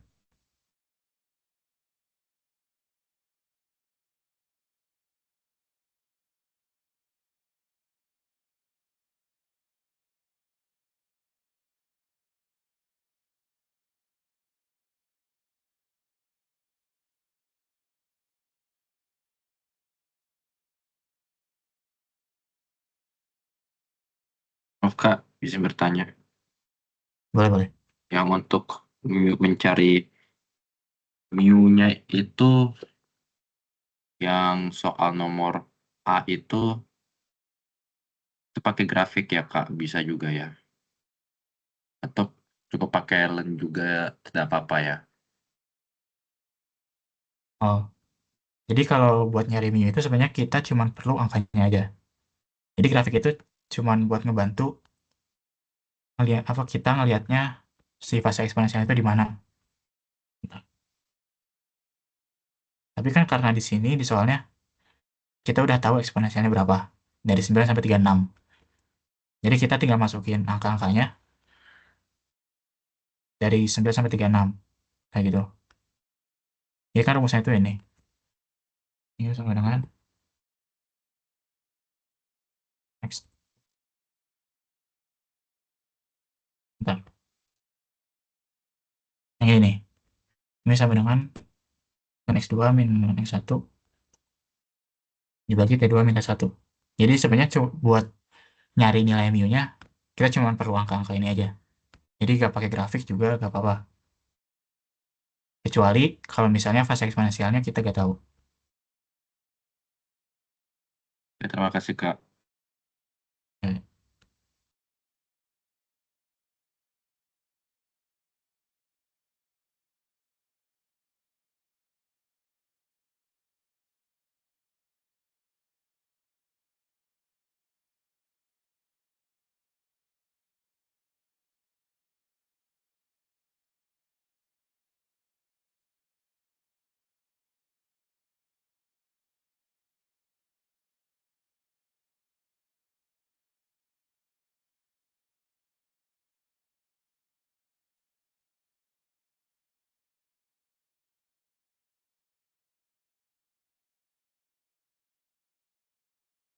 Nah, kayak gini, kalau misalnya si fase eksponensialnya nggak tahu, kita coba cari pakai grafik. Jadi kita cari-cari yang nilai S-square-nya itu mendekati 1. Kayak gini, kalau misalnya 9 sampai 36 kan, S-square-nya 0,98. Ini udah mendekati 1. Jadi kita pakai pakai fase eksponensialnya itu dari 9 sampai 36. Tapi ya kalau misalnya ternyata fase kecilnya itu makin besar gitu. Beda sama kayak di soal. Kalau kayak gitu, mungkin lebih baik ngikutin yang di soal aja. Karena di soal kan kasih tahunya 9 sampai 36. Walaupun di 9 sampai 36 ini R-square-nya bukan yang paling besar, kalian ikutin di soal aja. Kecuali kalau misalnya emang di soal gak dikasih tahu. Kalau gak dikasih tahu berarti cari yang R-square-nya paling besar.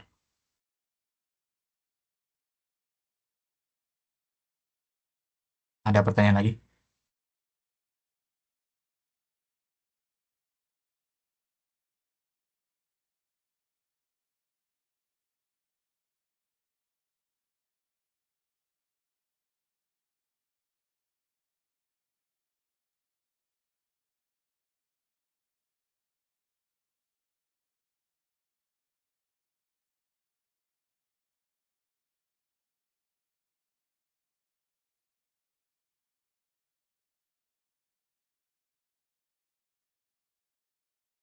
Oke, kalau gak ada, kita lanjut ke soal terakhir. Soal nomor 4. Jadi di soal nomor 4 ini kita punya data substrat sama mu. Mu itu value spesifik. Terus kita nyari nilai mu max berdasarkan Monod equation.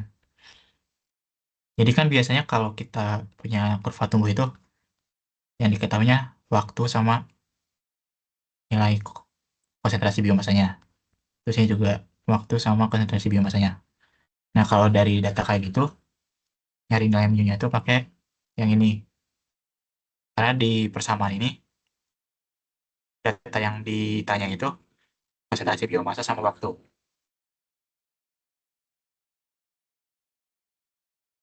Kalau di sini kan kita nggak tahu waktunya. Dan kita nggak tahu konsentrasi biomasanya. Jadi kita pakai cara lain, yaitu pakai monod. Soalnya di monod ini kan dia mirip sama Michaelis-Menten. Mu dengan max dikali S per KS tambah S. Nah, kayak gini. Kalau di monod kita perlunya itu mu sama S. Terus di data juga kita udah punya mu sama S. Jadi kita bisa pakai monod. Nah, terus cara nyarinya itu kita bisa pakai line waver juga sebenarnya. Tinggal menurutnya sama aja, di satu perin, nanti dapat persamaan line waver. Tapi karena yang ditanya itu nilai mu, pasti lebih akurat pakai nonlinear. Jadi di sini kita ngerjainnya pakai nonlinear aja.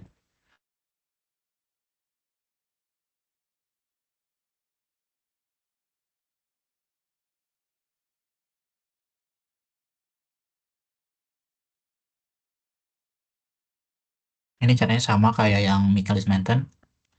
Tinggal cari mu model, terus residu square. Terus kita asumsiin dulu nilai mu max sama KS.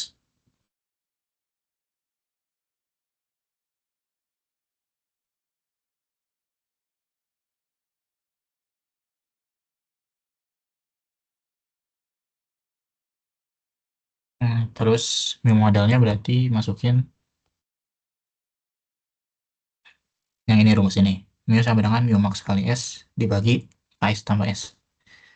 Di mu maxnya ini dikali S bagi KS ditambah S.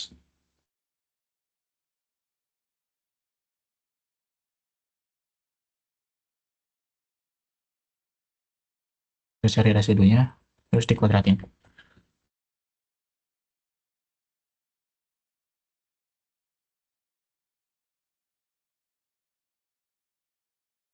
Terus tinggal pakai solver.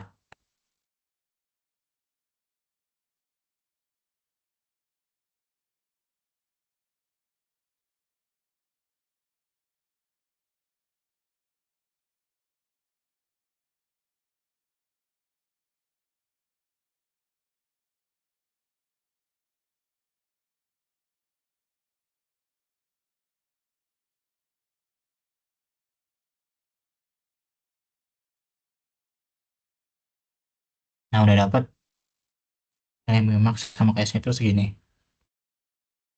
Yang ditanyakan cuma mu max. Berarti yang ini 24.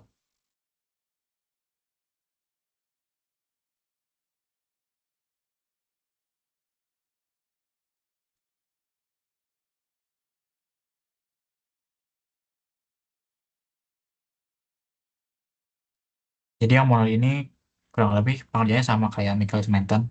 Karena rumusnya juga kan sama-sama aja.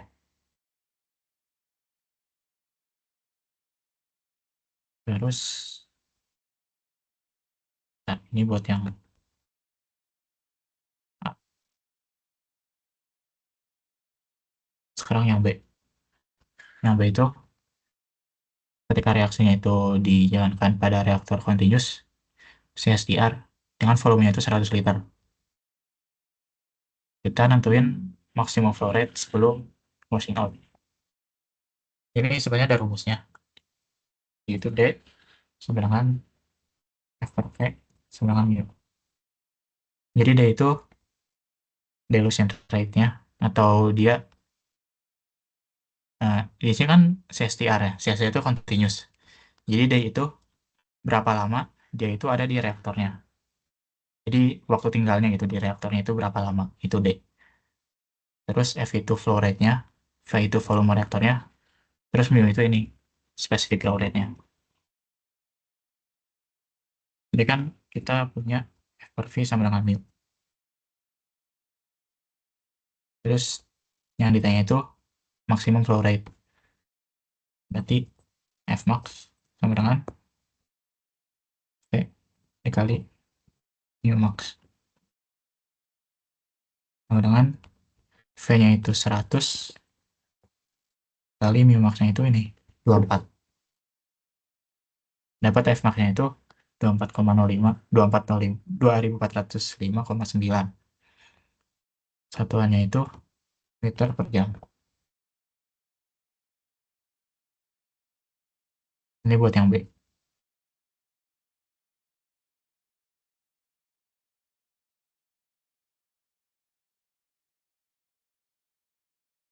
Ada pertanyaan nggak?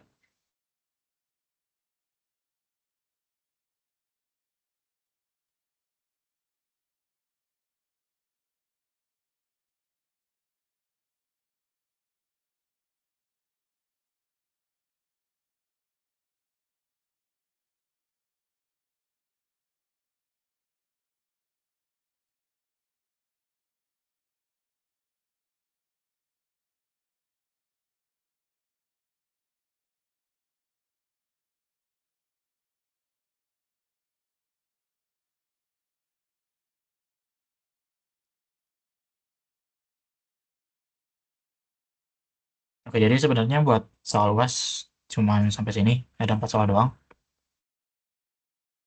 Jadi kalau misalnya dari soal 1 sampai 4 ada pertanyaan, boleh langsung tanya aja. Atau kalau kalian ada soal yang mau ditanyain di luar soal UAS ini, boleh langsung tanya aja.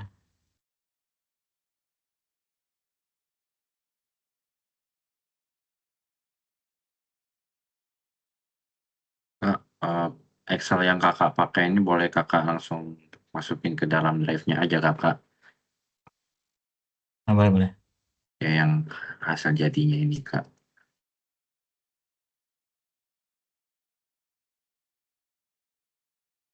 Ada sebentar aku masukin drive dulu ya.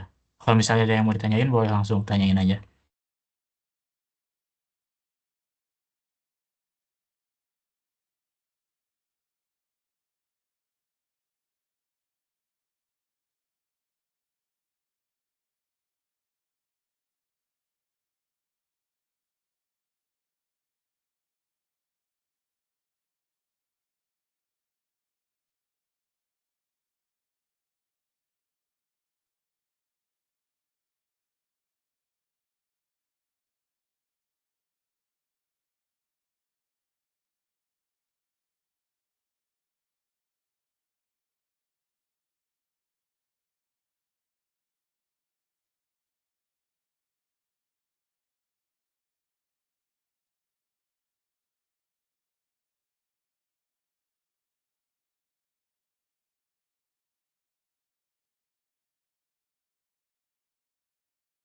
File yang jawabannya udah aku masukin drive ya.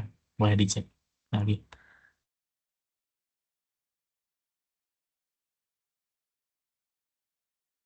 Ya, terima kasih Kak. Oke.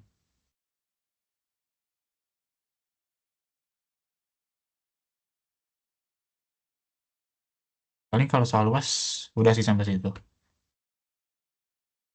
Sama ini. Nah, nanti kan kalau UAS itu kalian ngirimnya itu bukan cuma file Excel, ngumpulinnya cuma bukan file Excel. Ada juga file PDF-nya gitu, penjelasannya. Nanti kalian bikin penjelasan juga. Sebentar aku coba kasih contoh.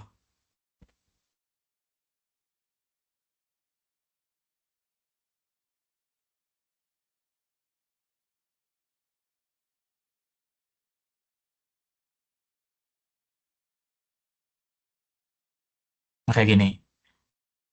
Udah kelihatan belum ya?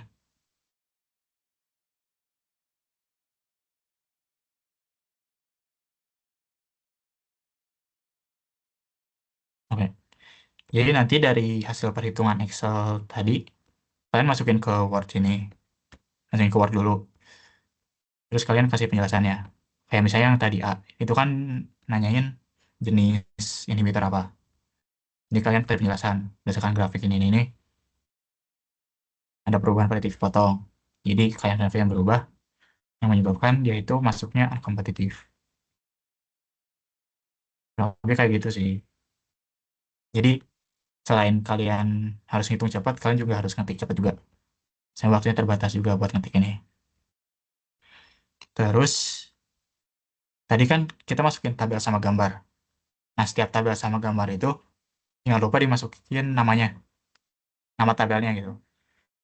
Kayak tabel 1.1, judulnya apa.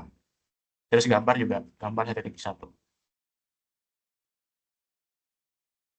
Dan persamaan juga. Kalau misalnya kalian mau masukin persamaan 1, persamaan 2, itu juga boleh. Terus ini kayak tabel 1.2.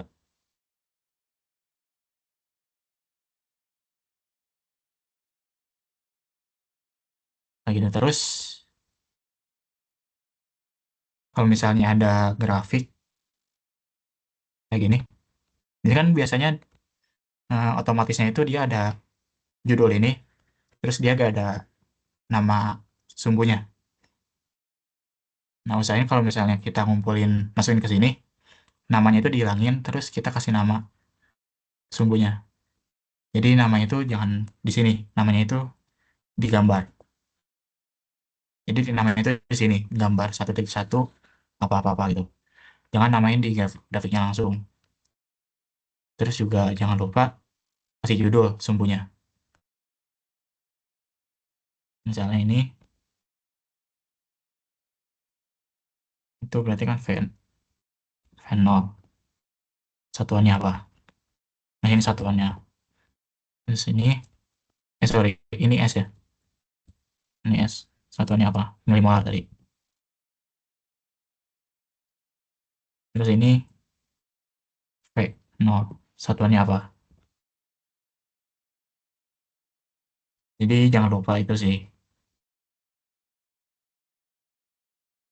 Sebentar. Aku nge-share Excel gak kelihatan ya? Lihat aku ulangin dulu.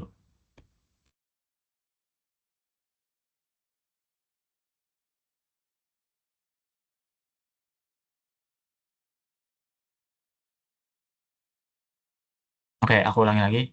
Jadi kalau misalnya kita masukin ke Word ini, setiap tabel jangan lupa dikasih nama. Gambar juga jangan lupa dikasih nama.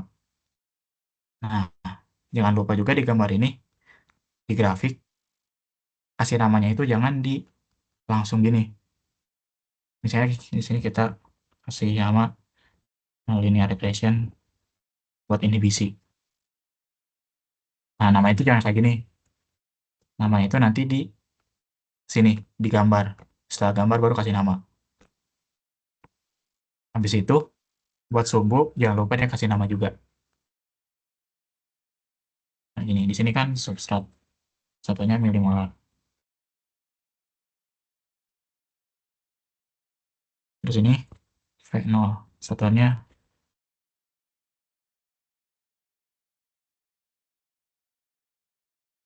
mikromolar per second.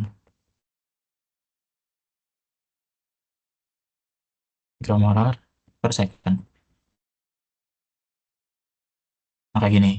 Jadi ada nama sumbunya, terus ini ada legendanya, terus namanya jangan di sini, namanya di gambar sini nanti.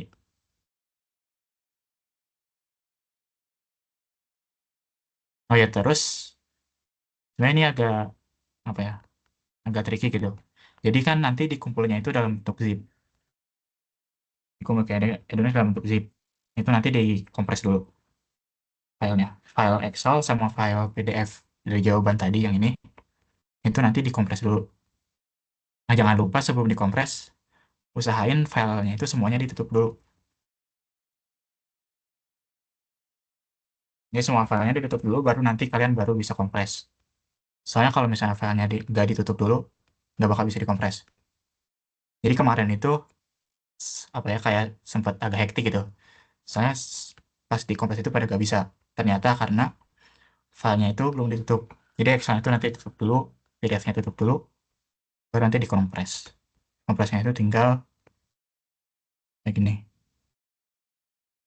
Ini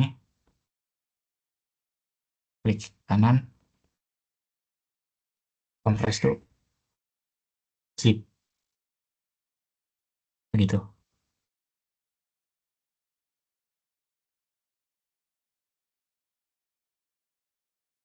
Apalagi ya, udah sih paling belajar itu aja, kayak shortcutnya itu ngebantu banget selama pengalian Excel. Kayak misalnya copy paste itu tinggal Ctrl C, Ctrl V. Terus kalau misalnya mau tadi bersama ini, kita mau bikin dolar itu. Dolar itu tinggal pencet F4. Nah, gitu. Terus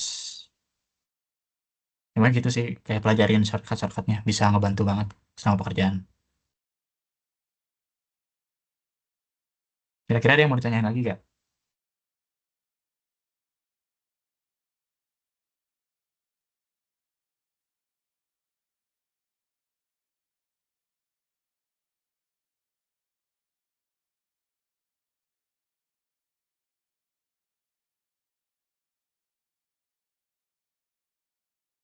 Kak, mau nanya, Kak. Ya. Untuk soal 1 yang bagian B, itu tuh kayak apa ya? Compare, contrast, disuruh analisis perbedaan Lineweaver sama Michelson-Menten. Itu tuh nanti kalau penjelasan di Word-nya gimana ya, Kak? Cuma kayak gini sih.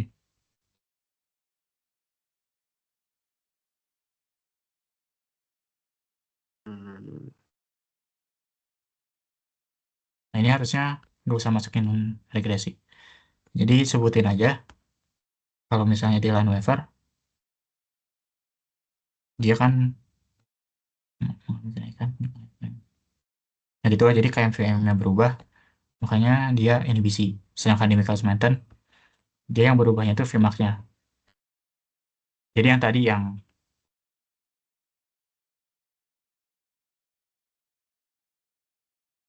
mana ya? Yang ini. Jadi yang asymptote garis ini kan dia berubah. Makanya Vmax-nya berubah. Itu kalau Michelson-Menten. Sih. Sama ini dong, Kak, kira-kira boleh minta ini nggak, Kak, kalau di Michelson-Menten ini persamaannya apa ya, Kak? Kayak Y sama dengan bla bla blanya. Ada nggak ya, Kak? Aku dari tadi nyari nggak nemu soalnya. Michelson-Menten ini bukan. V sama dengan VM kali S ke KM kali S. Ntar aku rapiin dulu. V sama dengan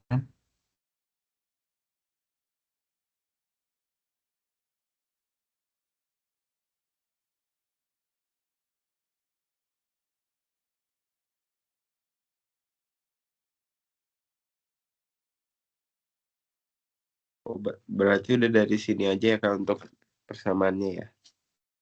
ya. Tapi ini kalau misalnya tanpa inhibisi. Kalau yang ada inhibisinya pakai yang 3 tadi. I see. Kayak gini. Lalu kalau untuk yang nomor C itu Kak, untuk VM Accent sama KM Accent itu, dia itu ngitungnya kayak tadi pertanyaan aku sebelumnya sih, itu untuk cari tahu misalnya kayak VM Accent KM Accent itu bakal ngikutin inhibisinya atau ya anggapannya non inhibisi aja, kayak pakai langsung rumus yang sama kayak buat nyari KMVM yang biasa.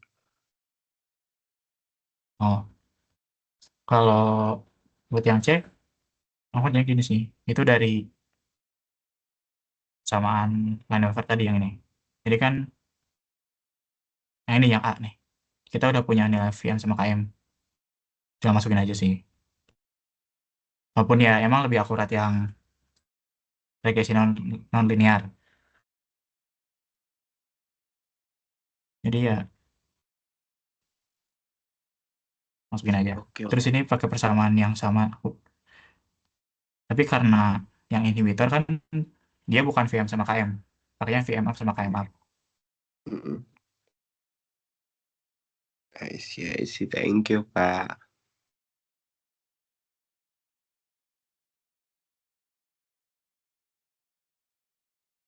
Sebentar.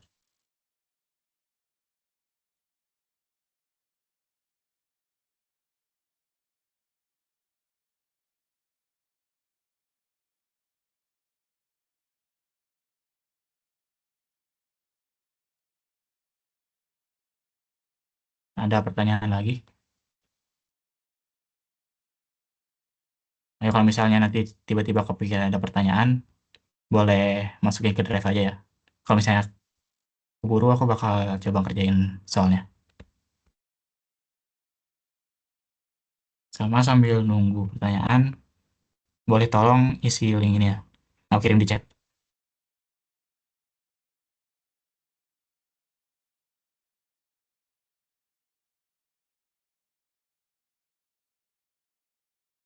Aku tunggu sampai 9.35. Kalau misalnya belum ada pertanyaan lagi, kita tutup tutornya.